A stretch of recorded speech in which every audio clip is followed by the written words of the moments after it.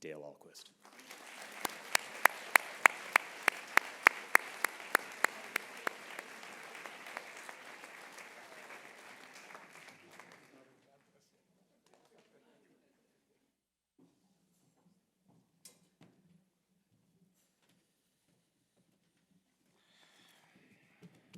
In the name of the Father, Son, the Holy Spirit, amen.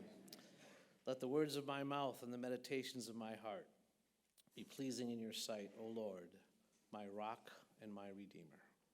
In the name of the Father, Son, and Holy Spirit, amen. Well, I didn't mean to get your heart rate up there, Steve.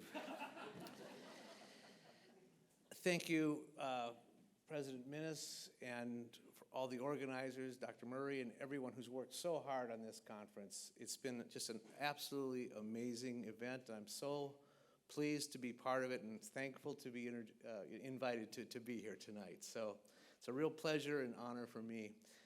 And I also want to thank everyone whose talks I went to today who said all the things that I had intended to say tonight.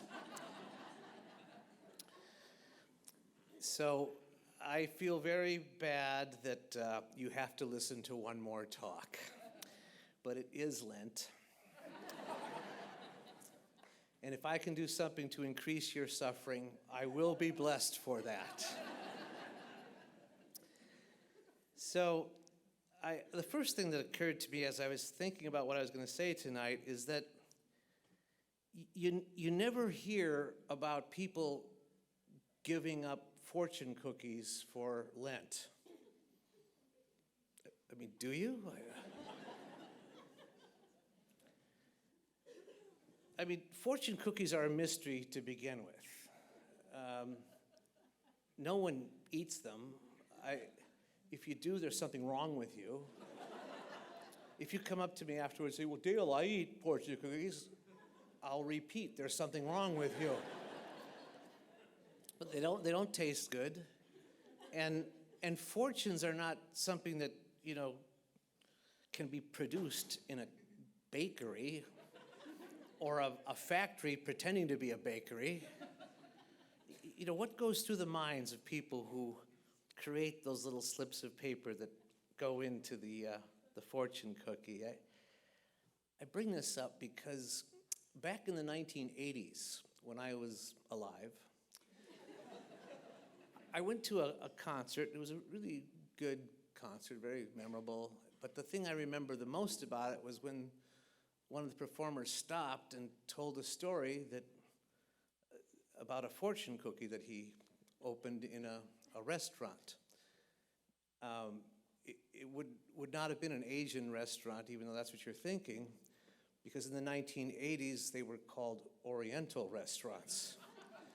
That's when we still believed that we were living in Western civilization, and that the place to the east of us where the sun rose, we called the Orient, but we have now become disoriented. And he opened this cookie and read his fortune, and it was, God forgives sinners, but stupidity is forever. And he sat and contemplated that, and he said to himself, I'm going to keep this because I think it'll come in useful sometime in the future. So he put it in his wallet and carried it around for a number of years, and he was on an airplane once and flying over the Pacific Northwest, and he saw the gentleman in front of him about to take a picture out the window. And this was back in the days of the little Instamatic cameras. And the gentleman was looking out through his viewfinder there and decided there wasn't quite enough light, so he took out a flash cube. Flash cubes, 1980s, and put that on the camera, thinking that he could light up the whole state of Washington.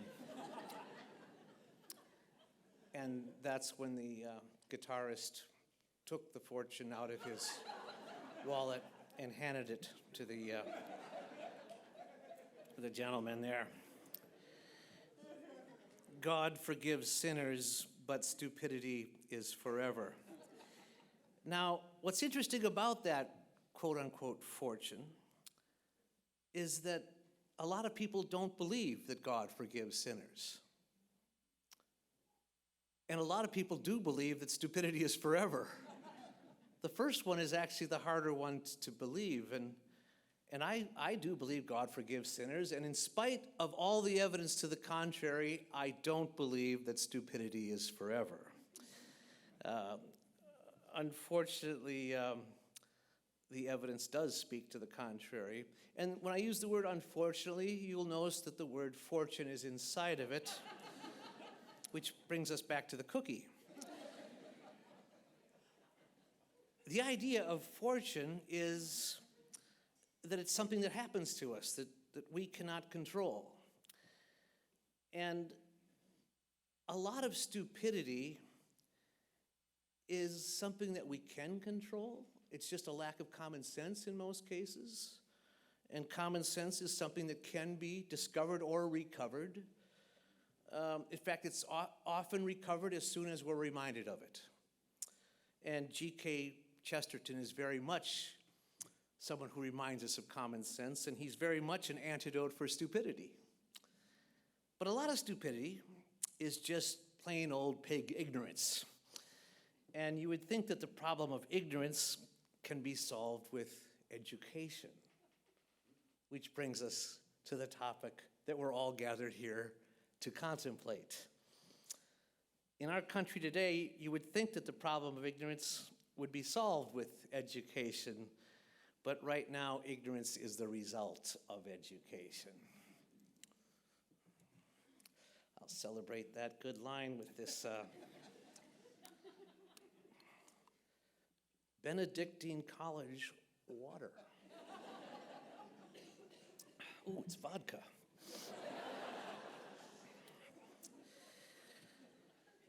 Education in our society today is a black hole. It sucks up everything around it. It sucks up light. It does not give light. It is the opposite of light. It's become a force unto itself, a force into itself. And 100 years ago, what Chesterton said is more true now than when he said it. He said that we are manufacturing stupid people. The purpose of compulsory education, he says, is to deprive the common people of their common sense. State education is simply conscription applied to culture, or the destruction of culture. Another name for it is kidnapping. He says it's imposed by the power of the police. He said when we gave the government the right to educate our children, we gave the government more power than it's ever had in all of human history.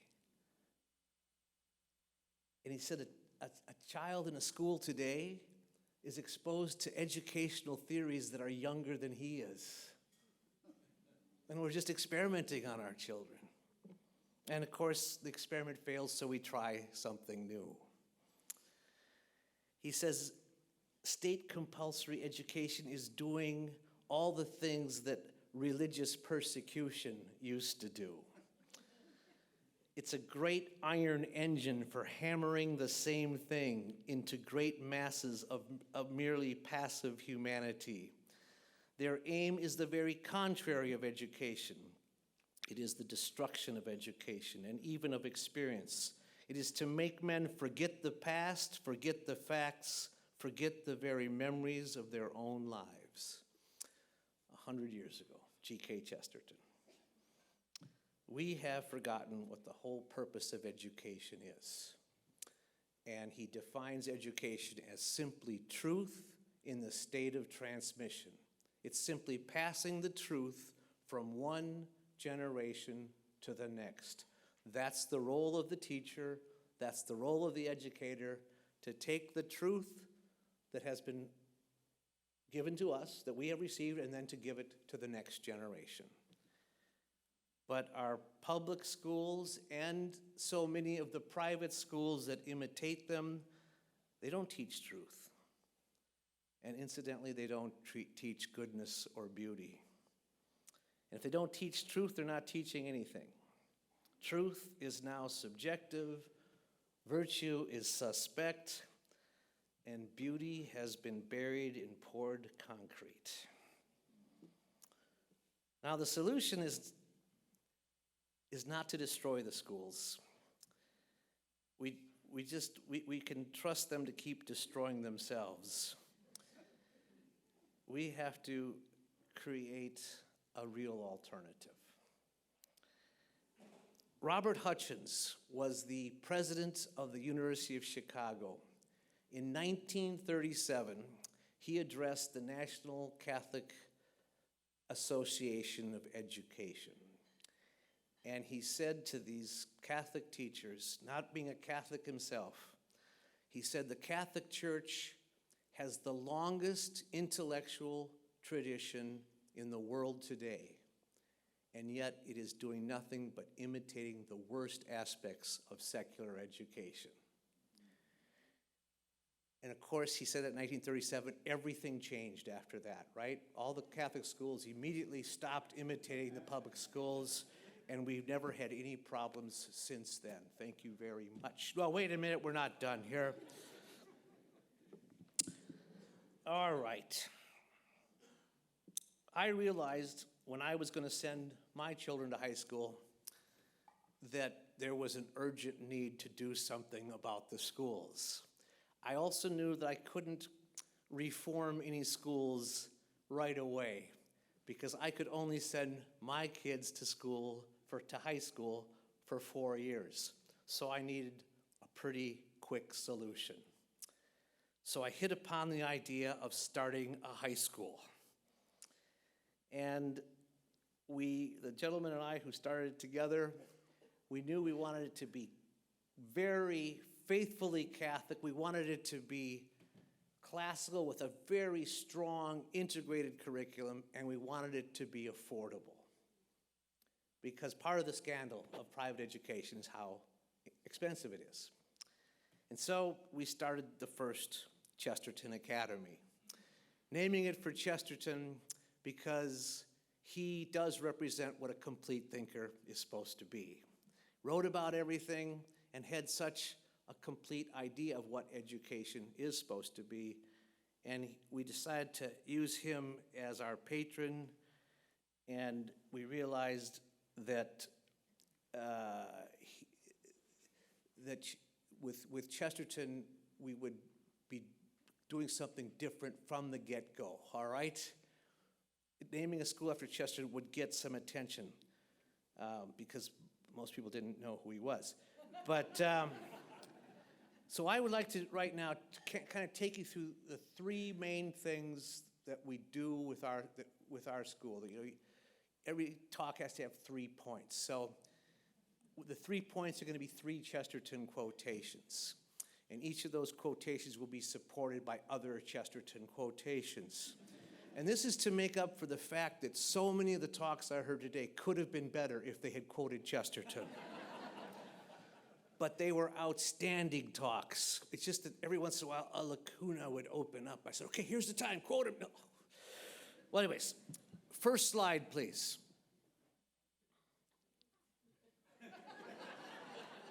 There is no first slide. There are no slides at all. I wanted to see what they would do in the back there where they were. It was a great look. He was all right. We're not going to let any techno-macho get in the way between us and this talk right now. So the first point.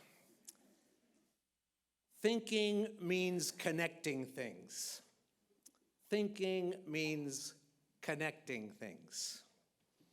Chesterton says, we are living in a time when everything is being separated from everything else.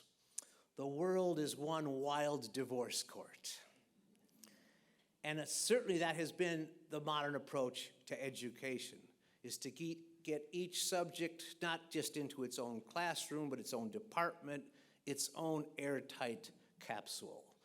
And so that whatever's being taught in that classroom has no connection whatsoever to what's being taught in another classroom. So that students don't understand how to connect one thought to another because they can't connect one subject to another because none of them are being held together by a cohesive philosophy. And so they think in fragments. And if you listen to them talk, they also talk in fragments. And so thinking means connecting things. We take this integrative approach to education so that what is being taught in one class is directly connected to what's being taught in another class. So we go through history. We start with ancient literature, ancient history, ancient philosophy, the Old Testament, and then we move right along. And connecting literature and history.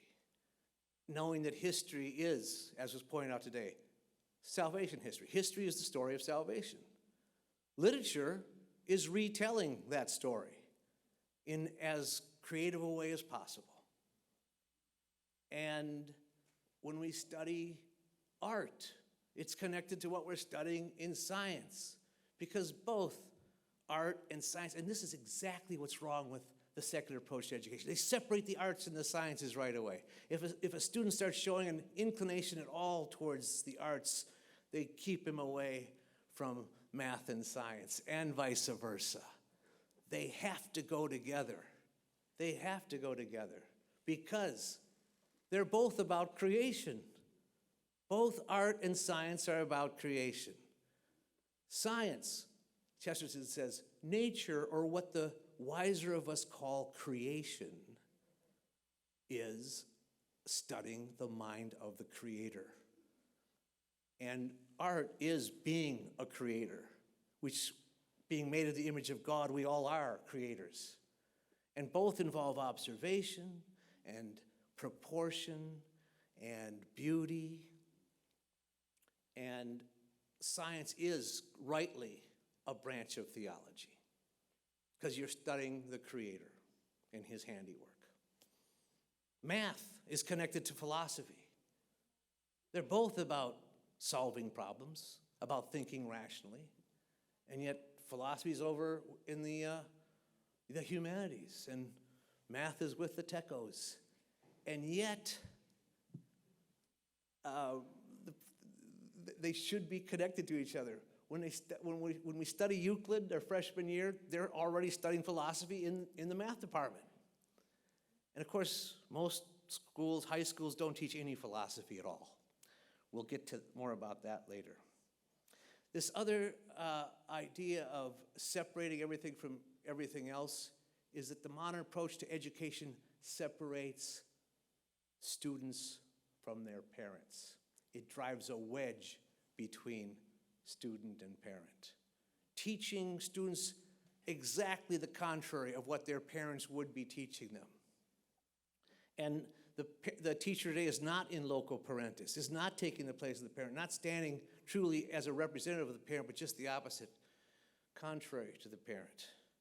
Chesterton says the first fact about our systematic education, especially our state education, is it assumes that all children are orphans. And the second serious fact is that about all typically modern schooling is that the schoolmaster is a stranger. The other great point Chesterton makes is that the world considers school simply a dropping off, or considers the home a dropping off place for the school. And it's supposed to be just the opposite. The purpose of school is what? Well, ultimately to get us to heaven, but penultimately to get us home. The purpose of going to school is to learn how to someday run a home, because that's the most important place in the society, is the family. And so we are preparing our children to have their own families, because that's the basic unit of society. With the family breaking up, however, society itself is breaking up and coming apart. But Chesterton's point is what? We're preparing people for the home. Home is where we're trying to get. That's the purpose of every journey, is to get home. So your career, your craft, your trade is to serve the home, not to serve the trade, not to serve the employer, but to serve the family. And then along with connecting things, Chesterton talks about the importance of understanding the proper proportion of things. The real object of all education, he says, is to teach people the proportions of things, that they may see what things are large and what's small. We seem bent on teaching people to prefer in everything what is small to what is great, what is doubtful to what is certain, and what is trivial to what is eternal. The second point, the one thing never taught in any of our public schools is this, that there is a whole truth of things, and that in knowing it and speaking it, we are happy. Frank Sheed said, if you want your audience to remember anything, you have to say it 3 times. Because the first time you say it, they'll do what you just did. The second time you say it, they'll go, okay, now I've heard this somewhere before. But the third time you say it, they'll go, this guy's smart. He thinks the same way I do. All right. The one thing never taught in any of our public schools is this, that there is a whole truth of things, and that in knowing it and speaking it, we are happy. The one thing never taught in any of our public schools is this, that there's a whole truth of things, and that in knowing it and speaking it, we are happy. Smart guy, huh? Think the way you do. There is a whole truth of things. That's what we have to teach, is the whole truth. Our schools don't do that. Everything, I said truth, thinking means connecting things, the first point. Yeah, it's connected to the whole truth. It's connected to the whole truth, which is the incarnation. That's the center of everything we teach. Everything has to be connected to that central truth. And if we teach properly, we'll show the connections to that central truth. But not just knowing it. We teach theology at Chesterton Academy, 4 years. We teach 4 years of philosophy so that we teach faith and reason, so we know the truth, but knowing it and speaking it, we are happy. What makes us really happy is not just knowing the truth, but being able to express the truth. And that's why we have such a great emphasis on the arts at Chesterton Academy. Because it's not just speaking it, it's absolutely expressing the truth in as many ways as possible. So yeah, we write and we declaim, but we also sing. 4 years of music. They sing beautifully. And studying music for 4 years, they will sing just beautifully. Studying art for 4 years, they all learn how to draw and paint so that by their 4th year, they're copying oil masterpieces. And they all get up on stage and act. Every one of them is required. It's not elective. My wife, who runs the drama department at Chesterton Academy, and who also runs the drama department at our home,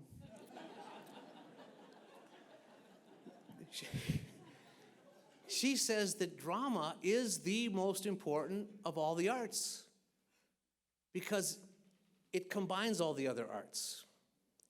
And it's about analyzing a text. It's understanding psychology and motivation. It's understanding strange relationships, broken relationships, found relationships. It's about dying to yourself and coming alive again as the person you were made to be by a creator. It is, she says, the best form of teamwork. It's really acting out the body of Christ, where everybody has a different role, a different function. And every part is important. And if anybody suffers, the whole body suffers.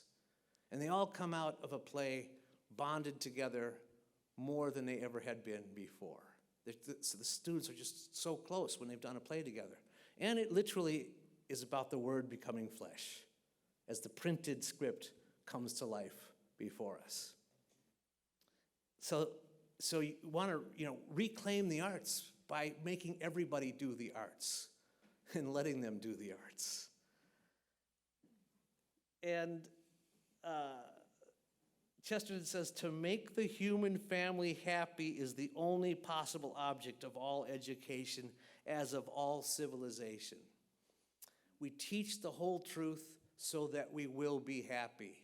We teach our students how to express the truth so that they will be happy. And you will bring happy students out into the world afterwards. When people come to our school, the first thing they notice when they walk through the hallways is that there's laughter coming from the classrooms, because there's joy there, real, true Catholic joy. And it is translated in 100 different ways. And they go forth really rejoicing.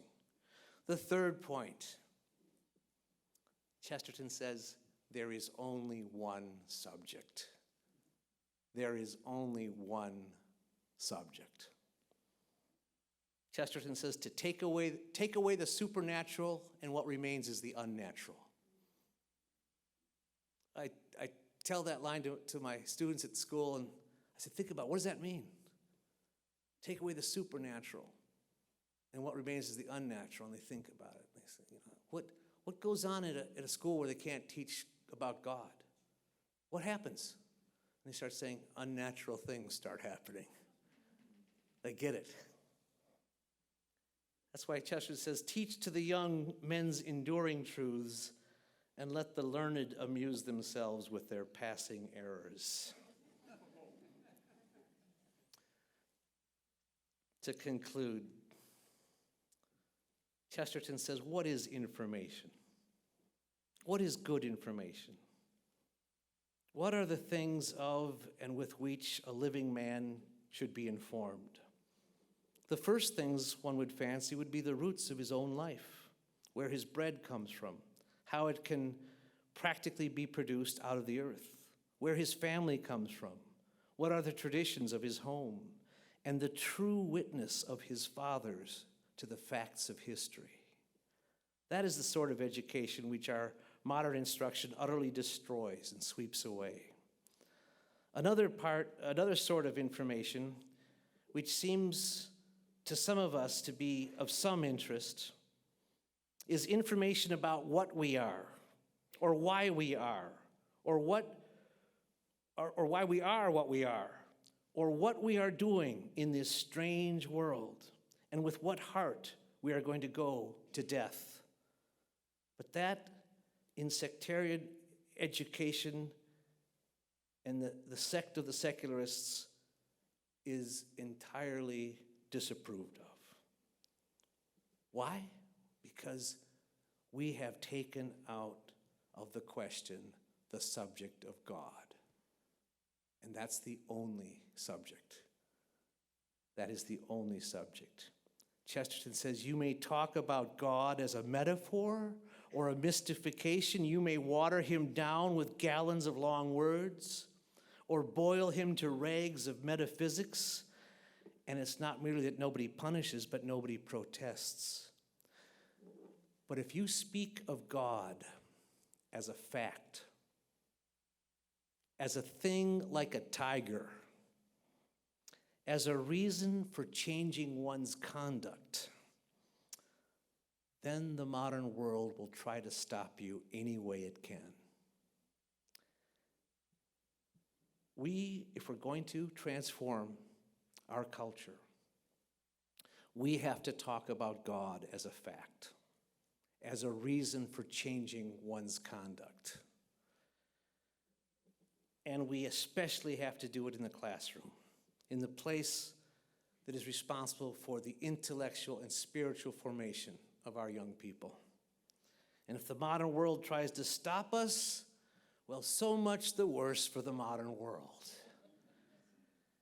And we have to, as a sacred duty, tell the modern world the primary good news that God forgives sinners, and the secondary good news that stupidity is not forever. Thank you very much.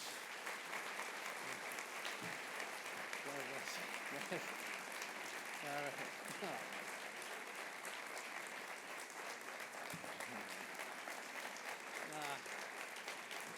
Thank you very much.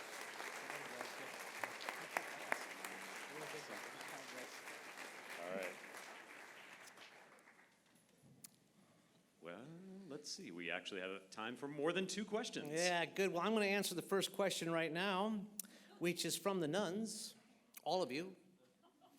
And your question I'm going to answer is, yes, we do have a newly renovated convent right next to our school that sits there empty. And yes, we would love to have you come. Send some nuns up there to us in Minneapolis and not only serve our school, but a nearby K through 8 school connected to a parish that's teaching a classical curriculum.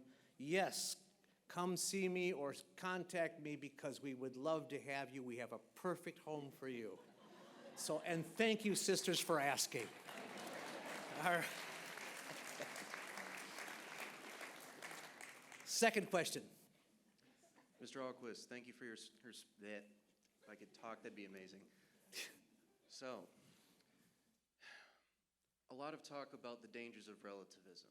I think you're very correct, but something that folks who say such things also tend to ignore are the perspectives of someone like, say, a Friedrich Nietzsche or a Martin Heidegger or a Charles Taylor that make the claim that we are not gifted with the objective, fully correct perspective on being. What do you make of that? Yeah, so one of the reasons we teach philosophy at our high school is that we could put fellows like Nietzsche and all those other girls into their proper perspective, right? But we don't even start with Socrates. We start with the pre-Socratics, who are all a little bit crazy. And they are all really narrow in their thinking. And then we get to Plato and Socrates and Aristotle, and then, we work our way up to the high point of philosophy, which is Thomas Aquinas. And then we start watching the descent into the modern world. And they say, the kids themselves realize, well, these are the pre-Socratics. They've all come back to us. They see it themselves. They get to watch the downfall of philosophy. And they're high school students. And they realize that when Chesterton says in Orthodoxy, if you take any modern philosophy to its logical end, it ends in madness, which is exactly where Nietzsche ended up. And so, he's an absolute example of the downfall of his own thinking. And then it's not only ends in madness, it's self-destructive madness. So all these modern philosophies end up in self-destructive madness. They don't satisfy the soul, and they don't satisfy the mind, and they don't provide an answer. And Chesterton says the Catholic Church provides an answer on all sides.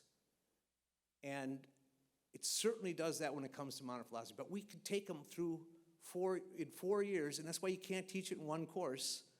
But in 4 years, they get where to put these modern philosophers. Okay.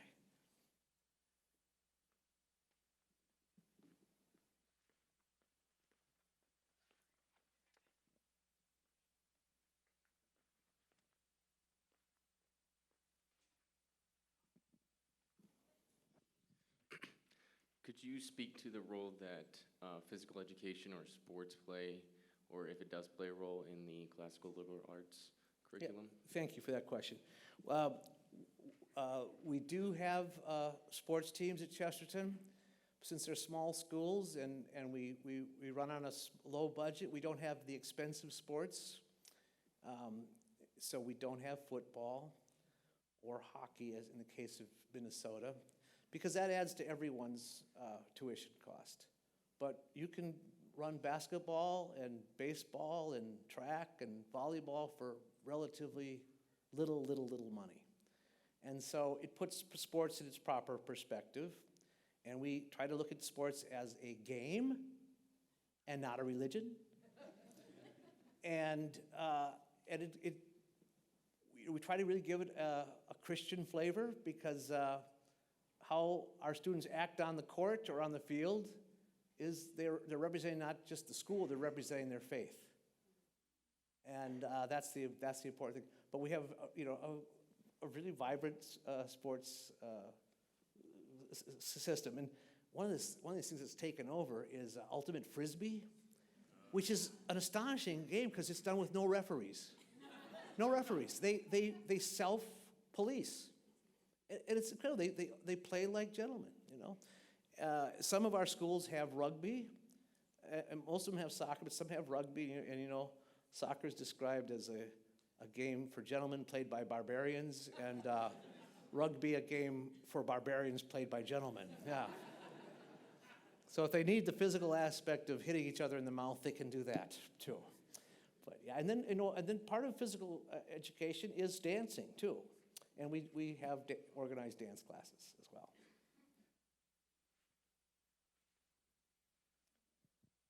Go ahead. Dr. Ahlquist, thank you for your time. I'm curious on how Chesterton Academy is working in Iraq. Is it a Muslim school? Is it a Christian? Or because no educational system is they're influential. So. You teach the kids how to throw bombs. No, we had a great experience working with Archbishop Erbil over there. No, it's in Erbil. What's his name? Someone knows it. Not Hamas. Anyways, but it was some Franciscan University students that helped us get it going over there, and it's not a pure Chesterton curriculum, but I mean, especially though when they study literature and philosophy and theology, we have the ability to teach the Catholic faith over there. The Iranian government insists on certain parts of Iraq government insists on certain elements of their history being taught too, but they give the school permission. The one in Sierra Leone, West Africa, also has its own variation on things, but they're teaching a core curriculum very similar to ours. We were just contacted by a group in South Africa, and I did a Zoom call with them. There were 60 people on the call. There's only one classical school in South Africa, and they've done all kinds of research. They said yours is the model we want to use, and I think you heard that we've got 60 some schools open now. We've got 15 more in the pipeline. We have serious inquiries from another 30 schools right now. And it's growing much faster than we're able to accommodate, but we're accommodating all of them. And they're coming from just a wide variety of areas, including now internationally.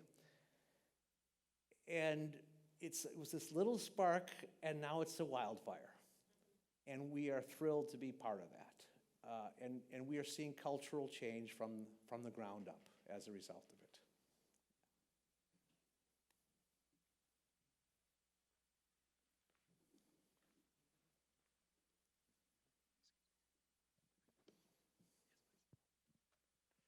So a lot of schools, especially like Catholic schools, will say that they have a practice of living a liturgical life because they go to Mass once a month. How do you really emphasize liturgical living in Chesterton schools? So we have daily Mass. The Mass is the center of the day. Most of the schools, including ours, also have daily confession. And there's always a line. We have a bunch of little sinners going to our school. The kids chant at every Mass. There's a group of girls will chant for the offertory. A group of boys will chant for the communion. We have one of our students who serves as the cantor. And it truly is the center of the day. And many kids will just linger in the church after Mass is over and pray, and they'll skip lunch and just pray instead. And the headmaster said a couple months ago that we've got too many altar servers. 10 is the maximum that we can have. So we're down to 12 altar servers a day. Yeah. And one of our former altar servers was helping the bishop serve tonight. It was great to see him up there. So, yeah, and being altar servers on a regular basis, we see a lot of vocations. Our first graduating class, half the graduates became priests. There were only 2 graduates that year.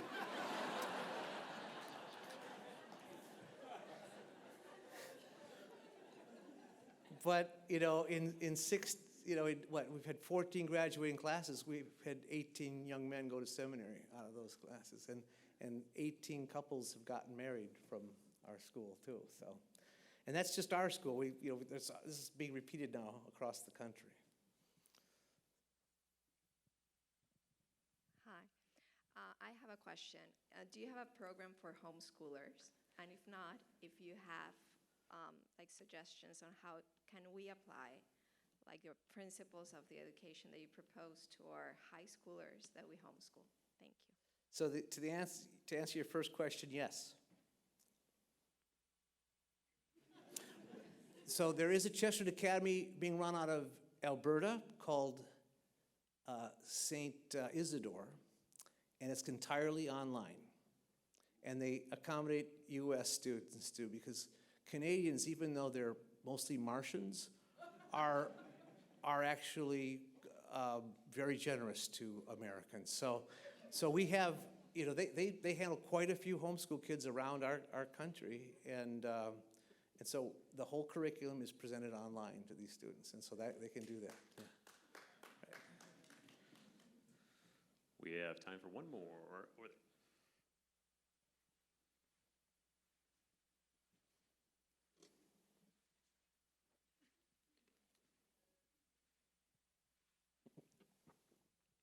Thank you.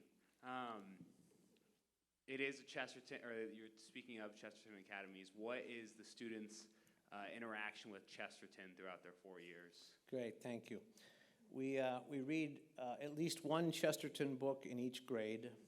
In some grades will read 2 Chesterton books, and then some poetry, some essays, and we try to make it understood that he is the patron of the school, and so they become familiar with his thinking as much as we possibly can. So we start with an introductory book that I wrote called Common Sense 101.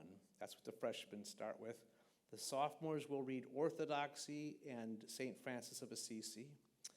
The juniors will read Lepanto, and the sophomores also read the Ballad of the White Horse.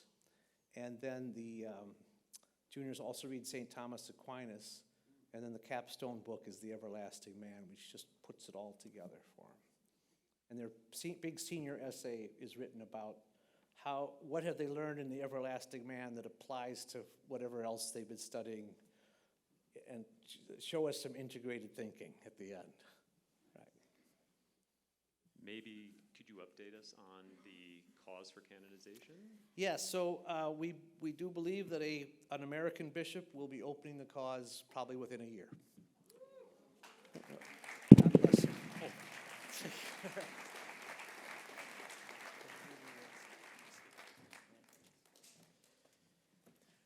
Okay, now presentation by Professor Muller.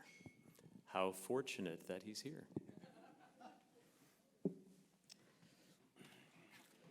I was sitting next to Pam Patino during Beth Sullivan's talk this morning, and I said to Pam, I imagine that when I'm giving my talk, I'm going to hear that award being crushed to death behind the curtain because of what I say. But anyways, thank you. All right.